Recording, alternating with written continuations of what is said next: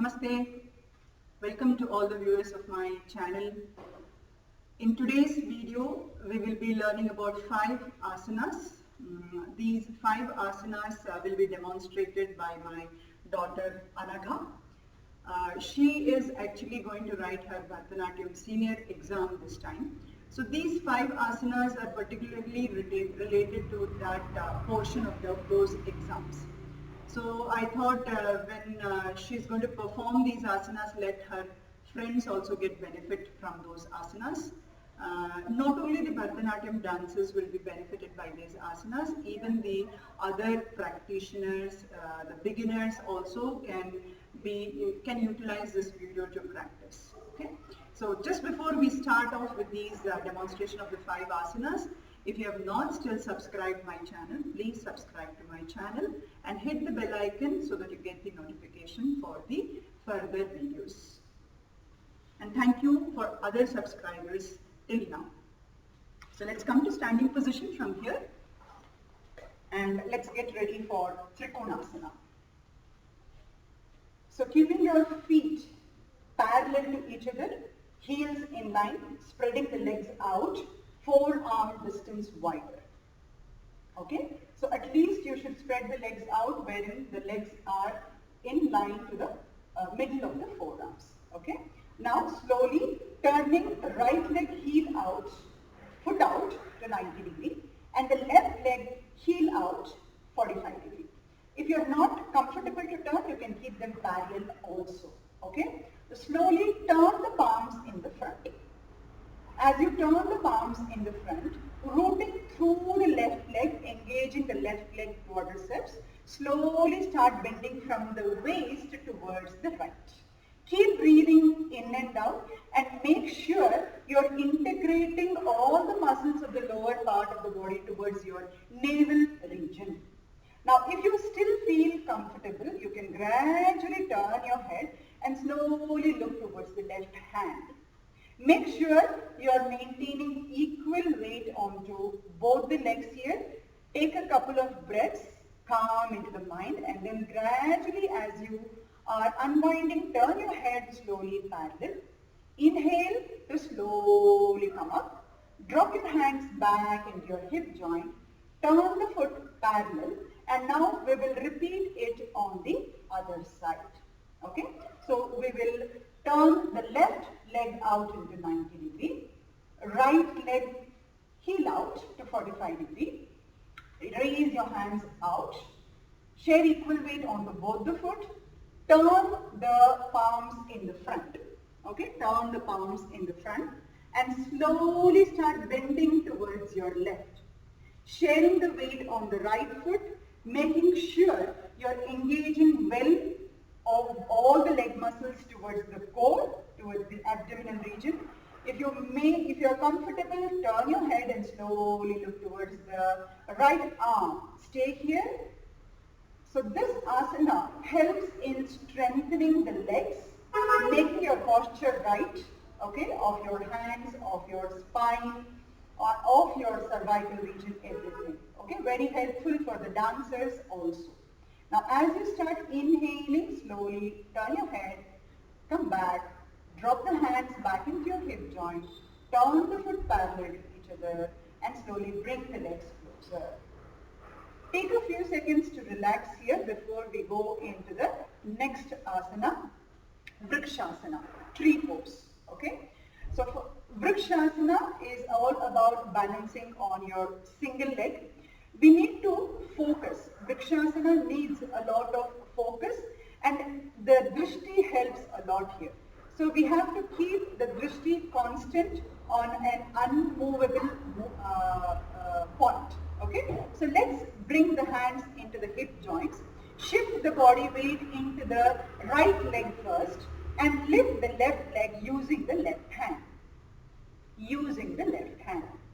Place the left heel into the right groin. Keep your focus constant. Try to see that you're engaging your abdominal muscles. If you are comfortable enough to balance here, raise your arms from the sides upwards to take it towards the Namaskara position. So try to root through your balancing leg up till the hip areas. Stay for a couple of breaths. Then slowly as you start exhaling, drop your hands back into your hip joint. Use the same hand for you dropping the leg down gradually. And then slowly bring the hands back and relax. Now we'll repeat the same thing on the other side, and when she's performing on the other side, I will explain you the benefits of the asana. So we will move the body weight onto the left leg and hold the right leg with the right arm. Place the heel exactly into the left groin. See that your thigh is open well of the right side. You balance nicely onto the left leg. If you feel focused, raise your arms slowly from the side upwards towards Namaskara. So stay here. As you stay here for a couple of breaths, this asana is very helpful to bring that, to build that focus and concentration in your mind, okay? And also to strengthen the legs, also to balance between the right side and the left side of your body. Once you take a couple of breaths, as you start exhaling, release your arms back into your hip joint. Use the same side of the hand to release the leg. As you start slowly releasing, bring your leg down. Take the legs wider and take a few seconds to relax. From here, we will be moving into the next pose called Bhujangasana. So we'll get down onto the knees and sit down to Vajrasana. Sit down to Vajrasana. Yes. From Vajrasana, we will go down flat onto the stomach. Flat onto the stomach.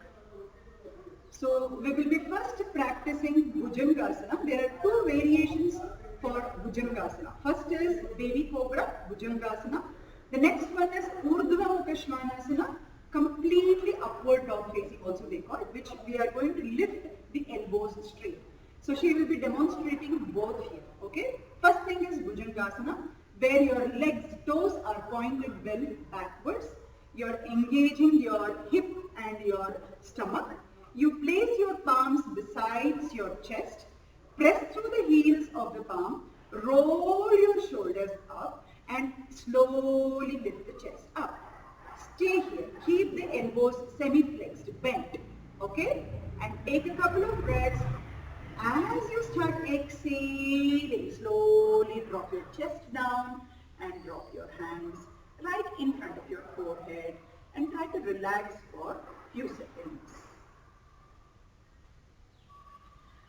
So as it relaxes, this is the benefit of this asana. This asana as well as the next asana, the Urdhva Mukha Svanasana, is it really corrects the hunch back, it corrects, and it helps to open up the chest and it increases the breathing capacity. A very good practice to also strengthen the lower back. Okay, a therapeutic practice to strengthen the lower back. Now she'll be demonstrating Urdhva Mukha Svanasana. So let's place the palms just where your shoulders are starting, the heels of the palm. Keep the legs a little wider, as much as your shoulder distance. Keep the legs as much as your shoulder distance. Engage your legs backwards. Press through the heels of the palm and slowly as you lift to Bhujangasana, lift up and then from there straighten up the elbow as much as you can. This is a basic variation. If you have a good back strength, you can still move a little more intense into the practice, placing the palms a little more back towards the chest. And lift the thighs up. This is a complete Urdhva Mukha Svanasana where she's opening up her chest nicely, engaging her hips and dropping nicely her head back. So this is a little intense variation. As you start inhaling, lift the head. Slowly bend the elbow, drop the stomach, drop the chest and take a few seconds to relax to Makarasana. So whenever you finish this asana, slowly push yourself back into Adho Mukha Virasana, a relaxation pose which is a forward bend position wherein you're keeping the knees closer, child's pose, Shashankasana, whichever it is called as child's pose also. Taking your hands besides your body, palms facing to the rounded back, wherein the lower back relaxes. Now, from here, we will come into the next asana, that is Padmasana. Okay? So, sit comfortably. Spread your legs in the front. Spread your legs in the front. Dandasana. Okay? So, one by one, you will fold the right leg. So, first you will fold the right leg. Be careful about the knee. You have to rotate the knee nicely and use your ankle and hold the ankle up above the left groin. And once you feel comfortable, adjust your hips, and then now slowly start placing the other leg same way. Slowly, take your time, because when we go into this pose, there are tendencies of getting a little stiffness into the neck and spine.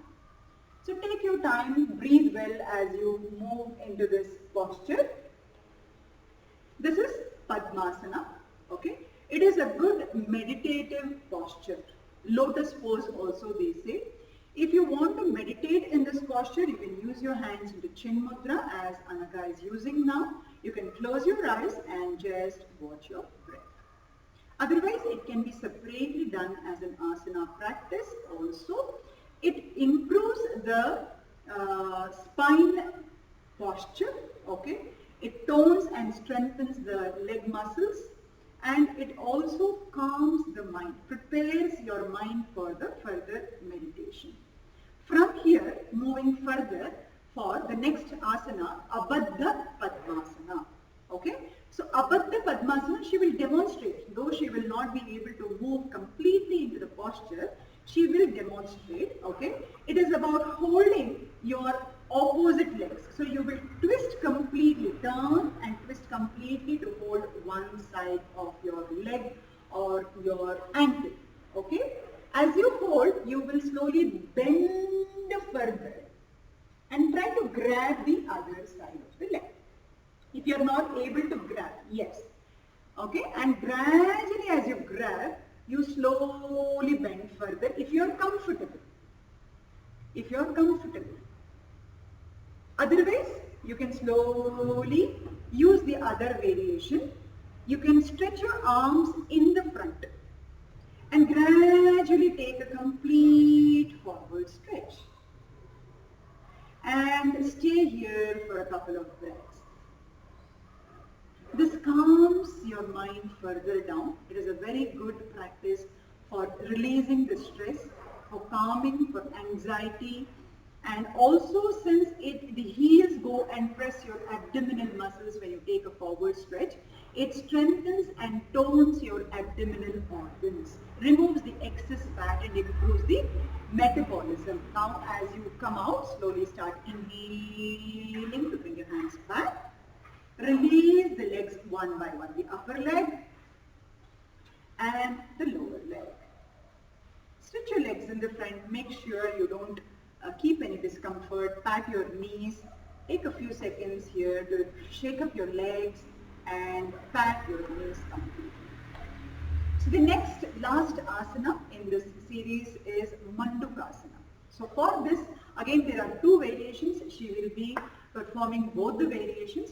First thing is you have to come into Baddha Konasana, butterfly stretch, okay?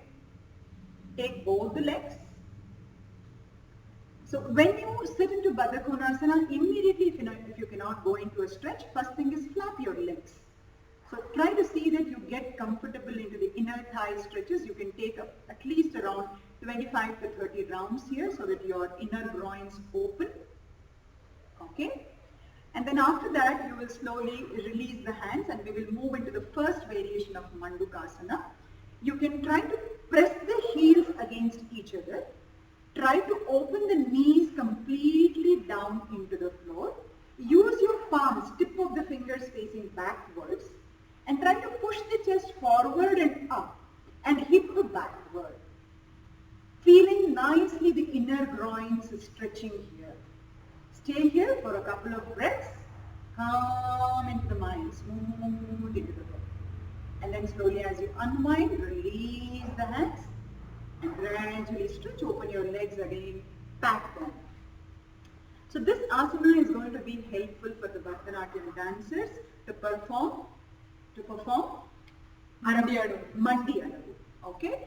So also it is a good practice to strengthen the knee joints and to improve the flexibility in your hip flexors.